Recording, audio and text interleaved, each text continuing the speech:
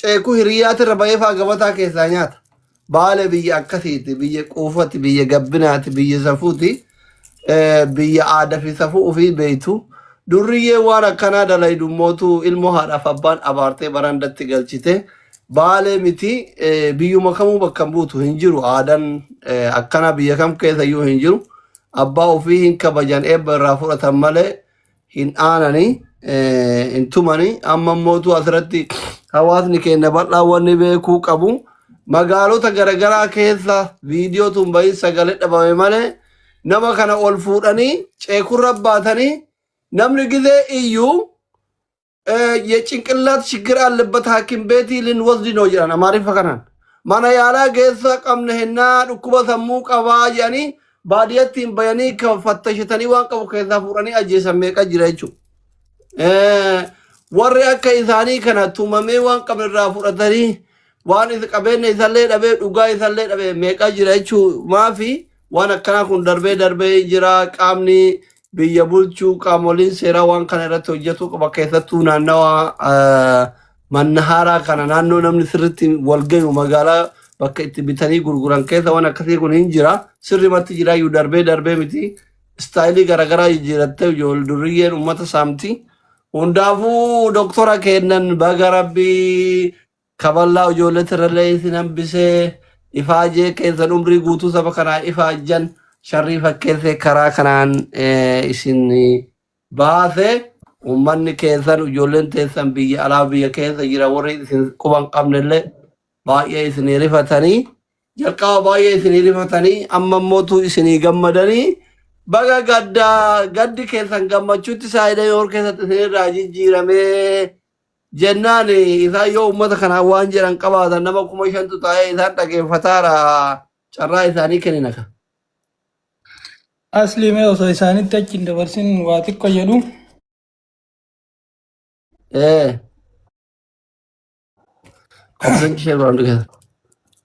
Okay, ayyee atillee ulfaadhu galatoomi uummanni guyyaa rakkoon kun mul'ateerraa gammaatti sagalee gama hundaan ta'anii warri rakkoo san uumellee akka qabamuu gargaarsi isaaniifillee akka geggeeffamu nama adda addaa hirmaataa ture. namootuma hunda isaaniitiin galatoomaa jennaani walumaa galatti waa'ee isaanii waa tokko jechuu barbaade isaanii obbo Waaqoo Kadiir jedhamu godina Baalee Aanaa Gaarfaa ganda Saannateetti dhalatanii mana barumsaa tokkoffaa lammaffaa achumatti baratanii ogummaa fayyaa goobbatti baratanii san booda qeellam Wallaggaa ramadamanii waggaa 7 achi dalaganii waan isaan natti himan keessaa waan baay'ee garaana nyaate bara 1985 amajjii tokko yaadannoon tuma makoobilii yeroo kabajamu jeneraal Waaqoo guutuu keessummaa kabajaa ta'anii qeellam Wallagga Dambidoollotti affeeraman. Gaafsan immoo Waaqoo Kadiir ogeessa fayyaa ta'anii godina qeellam Wallaggaa waan jiraniif nama Baalee irraa as jira jedhanii Waaqoo ofiisaa walitti fidan. Jeneraal Waaqoo wal arganii jeneraal Waaqoo harka qabatanii gara dhuunfaatti achiin deemanii waan hedduu akka gorsan waa'ee Oromoo waa'ee uummata Baalee waan hedduu akka gargaaru isaanitti akka himanii amaanaa guddaa bira akka kaatan natti himanii kanaaf waggaa dheeraa uummata isaanii gadi qabeenyaan tajaajilaa turan nama Waaqoo guutuu amaanaa uummata kanaallee itti kenne amaanaa santu bira jira inni biraa ammoo erga godina Wallaggaa irraa gara Goobbaatti deebi'anii yeroo lola Itiyoo Eertiraa 1992 nama ji'a 3f dirree waraanaa Baadiyyaa Shiraaroo deemanii ilmaan Itoophiyaa bakka bu'uun Eertiraa wal lolaa turanii lubbuu fi kennanii ogummaa fayyaatiin yaalaa turanidha. San boodallee rabbiin lola san keessaa isaan baasee gara Baaleetti deebi'anii yeroo dheeraa godina Baalee magaalaa Ginniiritti tajaajila kennaa turanii gara Raayituutti illee tajaajila buufata fayyaa hooggansaa gaggeessaa turanii. Yeroo Raayituu turanitti 2010 hundi keessanuu yaadattanii rakkoo nageenya Sumaalee ture. Wanni baay'ee isaan immooshin godhee yeroo ijoolleen sun tumte ofirraa loluu caala iyyuu filatanii miidhama qabanii jechuudha. Bara 2010 rakkoo daangaa wal qabatee akkuma nama kamitti ilmi isaanii liyyooyilii Sumaaleetiin akkuma isaan tuman kanatti osoo rasaasaan hunda'in harkaan tumtee liyyooyiliin Sumaalee ilma isaanii Ramadaan Waaqoo fayyadamu irraa ajjeefte. Akkuma carrama ilma kiyya muudate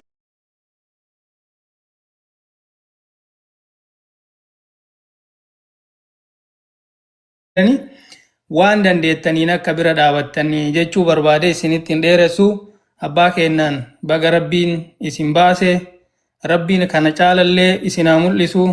Yeroon isin teettanii boqattanii waan ummata keessan waggaa 40 itti faajjan itti argattan haa ta'u wal gargaartee gaaleen arbahiiti jedhanii namni waan dandeettaniin piliis kuma takkaan kuma lamaan haa ta'u abbaa keenya bira dhaabadha. Nuti kuma 10 illee osoo kennine amma namni kuma 5 as jiru kun kumni 10 homaa nuun gootu. Isaaniif garuu walitti edaamee mallaqa guddaadha. Kanaaf abbaa keenya bira dhaabannu jechuu barbaade ulfaadha.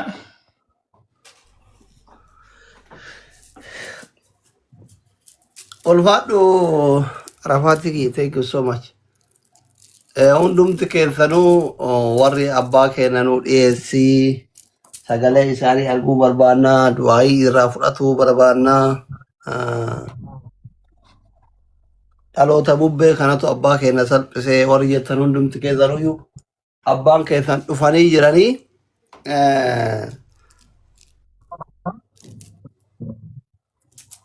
galatoma ulfaadha hundi keessan share waliif godha hundi keessan share waliif godha bareeda galatomi Abu Musab mee isaanoo miira akkamiittu ummata bitaa mirga akkatti isaanii rifateetiniin jedhaafii jiru kana gammachuu akkamitti itti dhagahame gaddi isaanii saayida murkeessatti gara gammachuutti ta'uu kan akka dhuunfaa isaanii isaan ummata biyya alaa biyya keessaa isaanii dhaabbate kana waan jedhanii qabanii sagalee isaanii dhaga'uu barbaada warri tiktok kun illee.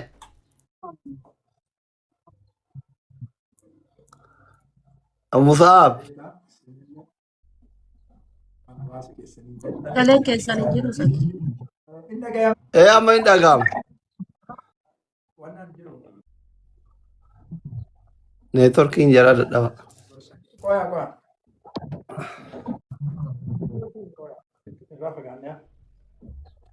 Wal arguu gammachuu qaban hawaasa keenyallee dubbisuu gammachuu qabanii haa ta'u ka nu bira ay jiranii miidiyaa kanarratti yeroo agarre keessatti ani Arafaat keenyattu maxxansee ani wallaahi dhugaan seene wal homa duraan wanna takaatii karraa fuudhamee maxxanfame wayiisee eega turee jedhe waan kana hubadhe eegas yammoo kunoo abbaan keenyallee hawaasa keenya wal arganii jiranii rabbi ammoo khayrii wayiitiif waan kana fide khayrii wayiitiif osoo hamtuun ta'in jechuu amma isaan nama tajaajila nama tokko dha'uu danda'uu miti dhugaa abbaa keenya iyyuu ta'an osoo bira teettanii argitanii wallahi waan kana ta'e mee waan itti dhagahame miidiyaan kun qixa Iiraanii fi Israa'eliin nu dubbanne caala waan isaa Instagramatti ta'an khayrii wayiitiif hattan Amaariffaan maali kulliin jechuudha.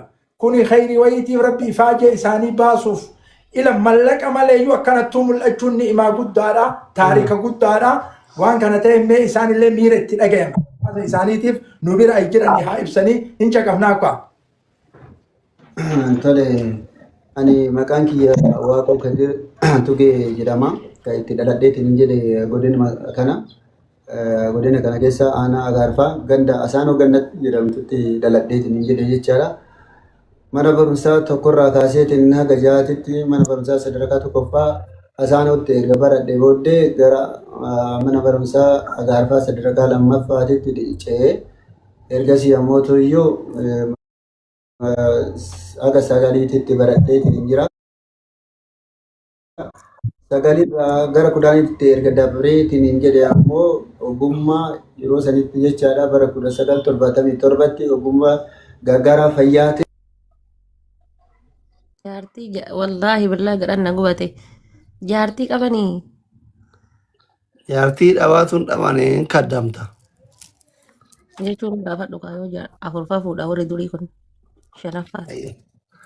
Keessa si buusa baqqaati qophii tana. Gara ammaa yaaddaa. Waan gaggaarii argee warra jala dabarsuun barbaadu. Akkasumas qabaadhe obboleessa akkana qabaachuuf itti gammada. hin ajjeefti hin ajjeefti. Tiktokii biraa irratti himaa jiranii lakkoofsa tokko ka barreessaa jiru kana abdii kana wal harkismee asliin. Moodiitira naa kennime ana harkisaa amma ana argee na kenne moodiitira. Daqiiqaa muraasaaf gastii waliin naa kenne. Lakkoofsa tokko jennaan nama hunduu tokko barreessaa. Eka ijoollee wajjin ciqiciqii dhabne ijoolleen bara ergaa kaa'amamoodha gabbaa olu sarara na ishii itti fufaa doktora. Waayifaa fayyadamaa yoo jiraattan silkii qilleensa irra kaa'i kodestiraadha. Iddoo reefu dhaabeetiin hin jedhee mana barumsaa Agaarbaa sadarkaa lammaffaatti baradheetiin hin jira. Ergasiis immoo gara kutaa torbarraa haga 8 achumatti Agaarbaa sanitti baradhee gara 9 erga tareetiin hin jedhee ammoo roobee kanatti baradhee jechaadha. Iskuulii yeroo jalqabaatiif roobee kanatti baname anaa fi Dr. Hassan Nuru ka jedhamtu baname jechaadha. Amma isaan naannoo Finfinnee jiru.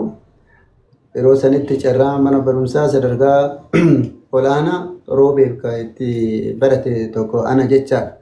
Bari sun bara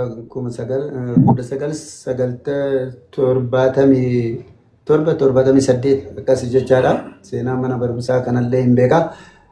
Erga gara 9tti darbeetiin hin jedhe ammoo tuyyuu ani ijoollee hiyyeessaati. Hiyyeessa gadiiti jechuun abbaallee hin qabu. Haadha hin qaba. Gargaarsa namaati. Guruu ga'uu hin dandeenye. Kanaaf carraan waajjirri fayyaa godina Baalee carraa gargaara fayyaa waggaa 1.8 barsiiseetiin gara hojiitti bobbaasuudha.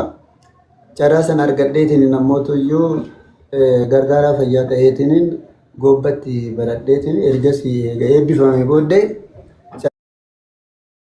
keessa hin turre gara Wallaggaa gargaara fayyaatiin naannoo Wallaggaatti deeme jechaadha. Wallaggaa Naqamteetti qaxaramee Naqamteetti magaalaa Naqamteetti qaxaramu malee hojiidhaan naannoo Dambidolloo Hawaa Galaan keessa immoo Sayyoo Machaara akkasumas immoo Sayyoo bakka jedhamtu iddoo adda addaatti hojjedheetiin ture jechaadha.